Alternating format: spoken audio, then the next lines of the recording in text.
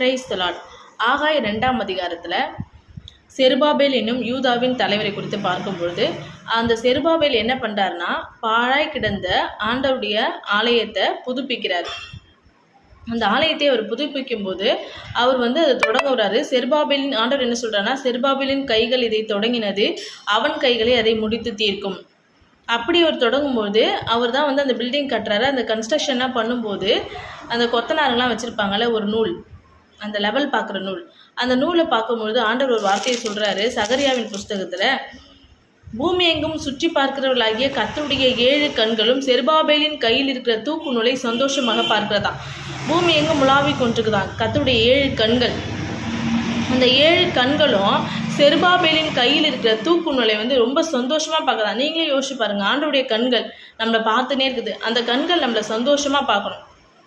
ஒரு நிமிஷம் அவருடைய கண்கள் நம்மளை நோட்டீஸ் பண்ணிகிட்டே இருக்குது. அப்படி பண்ணும்போது அவருடைய கண்களை, அந்த கண்கள் நம்மளை சந்தோஷமாக பார்க்கணுன்னு சொன்னால் நம்ம ஆலயத்தை கட்டணும்.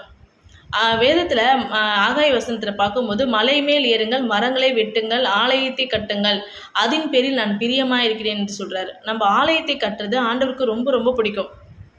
அப்போனா நம்ம ஆலயத்தை கட்டணும். அப்படி கட்டும்பொழுது ஆண்டவர் நல்லா ஆசீர்வதிப்பார். இப்போது அந்த டைமில் அந்த ஆலயங்கள் பாழாக இருக்கும்போது அவங்க வேலைகளே பார்த்து கொண்டிருக்கிறாங்க. அப்போ ஆண்டவர் என்ன சொல்கிறாரு, நீங்கள் உங்களோட வேலைகளை நீங்கள் பார்த்துட்ருக்கீங்க, உங்கள் வழிகளை சிந்தித்து பாருங்கள். நீங்கள் திரளாய் விதைக்கிறீங்க, ஆனால் கொஞ்சமாக தான் இருக்கிறீங்க. நீங்கள் உங்களுடைய வருமானங்கள் பொத்தல் பையில் போயிட்டுருக்கு. ஏன்னா ஏன் ஆலயம் அங்கே பாழாக கிடக்குது, நீங்கள் யாரும் அதை கவனிக்கவே இல்லை. நீங்கள் மலை மேலே ஏறி போங்க, மரத்தை வெட்டுங்க, ஆலயத்தை கட்டுங்க, அதன் பேரில் தான் நான் பிரியமாக இருப்பேன்னு சொல்கிறாரு.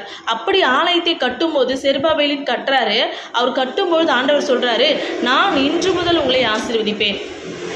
என்னையிலேருந்து நம்மளை ஆசீர்வதிக்கிறாருன்னு சொன்னால், ஆண்டவருடைய ஆலயத்தை நம்மளுக்கு கட்டும்பொழுது தான், அன்னைக்கு தான் இன்று முதல் நான் உங்களை ஆசீர்வதிப்பேன் என்று சொல்கிறாரு.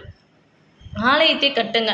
நம்மளால் முடியும் இல்லை, ஆலயத்தை நம்மளால் கட்ட முடியலன்னா, யார் ஆலயத்தை கட்டுறாங்களோ அவங்களுக்கு நம்மளால் இயன்ற உதவிகளை செய்யுங்க. ஏன்னா அது கட்டுறது ஆண்டவருடைய ஆலயம். அதுக்கு நம்மளுடைய ஒரு பார்ட்டிசிபேஷன் நம்ம இருக்கணும். அப்படி இருக்கும்போது ஆண்டவர் நம்மளை ரொம்ப சந்தோஷமாக பார்ப்பாரு. ஒரு பண உதவி என்னால் செய்ய முடியலன்னா பொருள் உதவி செய்யுங்க.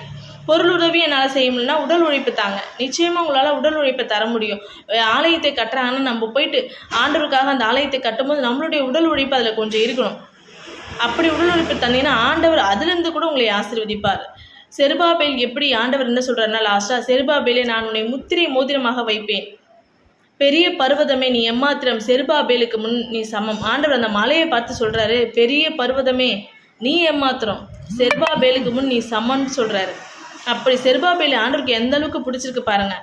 ஏன்னா செருபாபேல் ஆண்டவருடைய ஆலயத்தை கட்டுறாரு. அதுபோல் இந்த நாள்லேருந்து நம்ம ஆண்டவருடைய ஆலயத்தை கட்டும் பொழுது ஆண்டவர் நிச்சயமாகவே இன்று முதல் நம்மளை ஆசீர்வதிப்பார். கர்த்தர் தாமே இந்த வார்த்தையை ஆசீர்வதிப்பாராக. ஆமென்.